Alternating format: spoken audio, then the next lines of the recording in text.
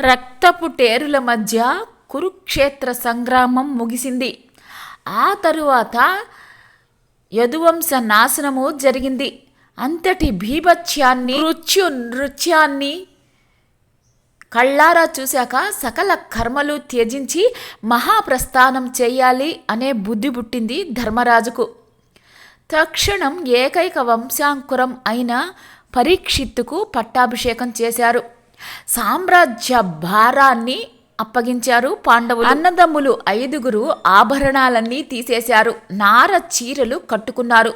ద్రౌపది కూడా వారిని అనుసరించింది. ముందు ధర్మరాజు, ఆయన వెనక భీముడు, తరువాత అర్జునుడు, అతని వెంట నకుల సహదేవులు, వాళ్లని అనుసరించి ద్రౌపది కదిలి వెళ్లారు. వారి వెంట ఒక కుక్క కూడా బయలుదేరింది. యోగ బలంతోటి అనేక నదులు, పర్వతాలు, అరణ్యాలు దాటి వాళ్ళు తూర్పు సముద్ర తీరం చేరారు. ఇంతలో ప్రకాశవంతమైన శరీరంతో ఒక మహారూపం వాళ్ల ఎదురుగా నిలిచింది. అర్జున, నేను అగ్నిని.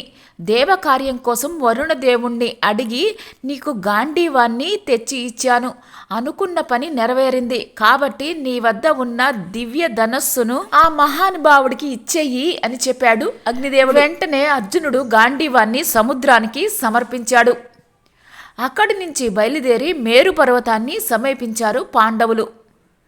యోగ సాధనాపరులై ఆ పర్వతంపై వెళుతూ ఉండగా యోగ బలాన్ని కోల్పోయి ద్రౌపది కింద పడిపోయింది. అన్నా అన్నా, ద్రౌపది పడిపోయింది అని అరిచాడు భీముడు. ధర్మరాజు నిర్లిప్తంగా ముందుకు నడిచాడు. ఎందుకు ఇలా పడిపోయింది అని విషాదంగా భీముడు ప్రశ్నించాడు. ఆమెకు అర్జునుడు అంటే ప్రేమ ఎక్కువ.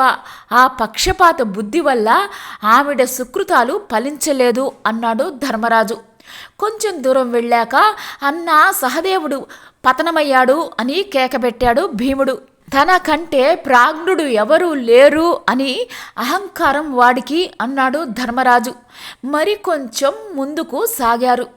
భార్య తమ్ముడు పడిపోవడం చూసి ధైర్యం పోయినవాడిలాగా కూలిపోయాడు నకులుడు. అన్న నకులుడు నేల కూలాడు అని ఆర్తనాదం చేశాడు భీముడు. తనంతటి అందగాడు ఎవరూ లేరు అనే మిడిసిపాటు నకులుడికి. అదే కీడైంది అని ధర్మరాజు చెప్పి ఇంకొంచెం దూరం ముందుకు వెళ్ళాడు. అంతలో అర్జునుడు పడిపోయాడు. అన్నా, అర్జునుడు అని అరిచాడు భీముడు. కౌరవులు అందరినీ కలిసి ఒక్కరోజే చంపుతాను అన్నాడు. అలా చేయలేకపోయాడు. ధనుర్ధరులైన వాళ్ళకి మాట ఒకటి చేత ఒకటి ఉండకూడదు.